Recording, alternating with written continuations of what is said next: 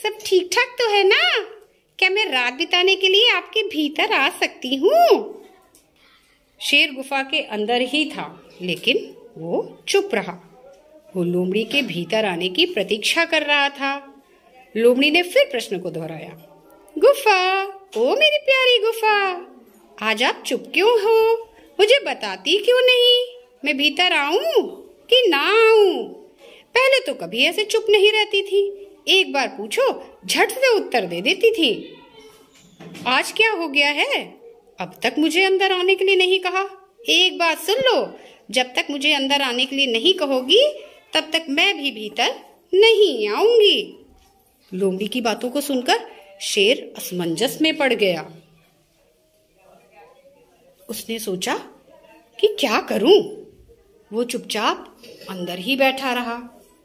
लोमड़ी ने दोबारा गुफा से दूसरे तरीके से बात करने की सोची।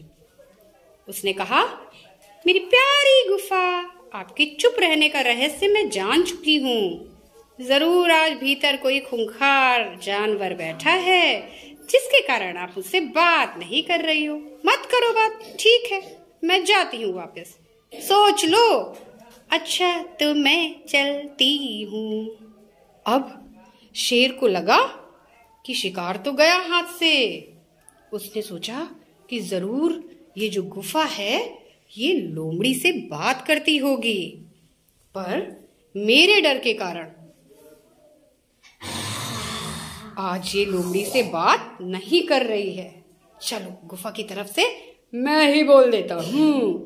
ये सोचकर शेर आवाज बदलकर बोला, अरे जरा रुको प्यारी लोमड़ी, मैं गहरी नींद में सो रही थी, इसीलिए आपसे बात ना कर सकी।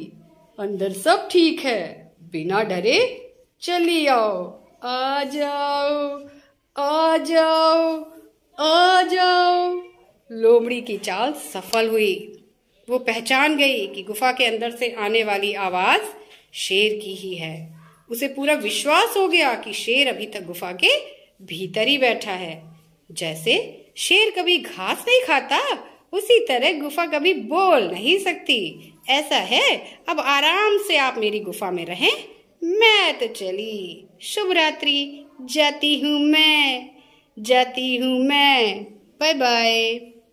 और इस तरह लोमड़ी ने अपनी योजना के द्वारा अपनी जान बचा ली। इसीलिए जब कभी कोई मुसीबत पड़े तो हमें धैर्य नहीं खोना चाहिए और हिम्मत से काम लेकर के अपनी बुद्धि विवेक का प्रयोग करना चाहिए और उस मुसीबत से निकल के भाग जाना चाहिए।